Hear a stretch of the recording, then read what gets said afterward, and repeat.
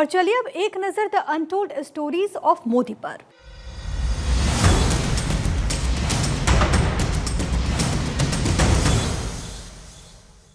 दो 2009 में जब मंदी का दौर चल रहा था तो हमें लगा कि कौन गुजरात में निवेश करेगा, हमें वाइब्रेंट गुजरात समिट नहीं करनी चाहिए।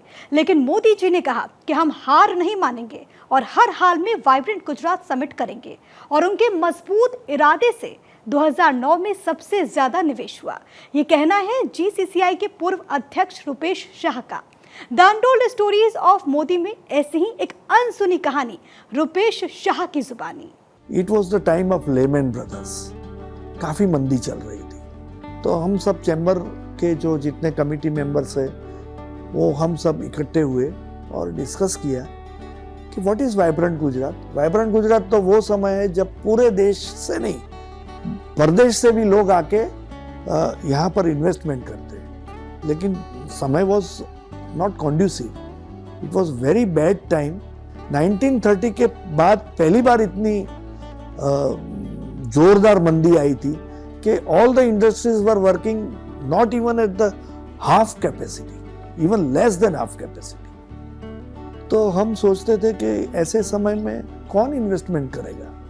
तो we all in the chamber jointly decided कि साहब को अपने जाके कहे कि why not we postpone this vibrant Gujarat for a year और सो।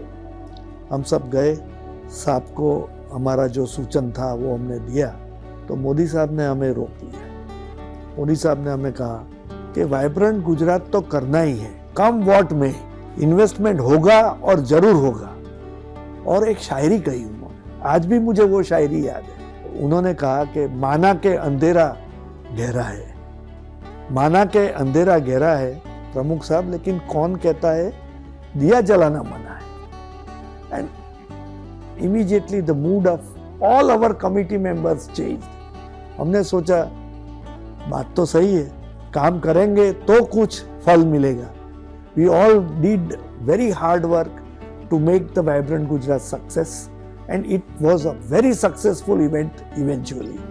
और बाद में all previous records were broken and highest investment in 2009 was recorded.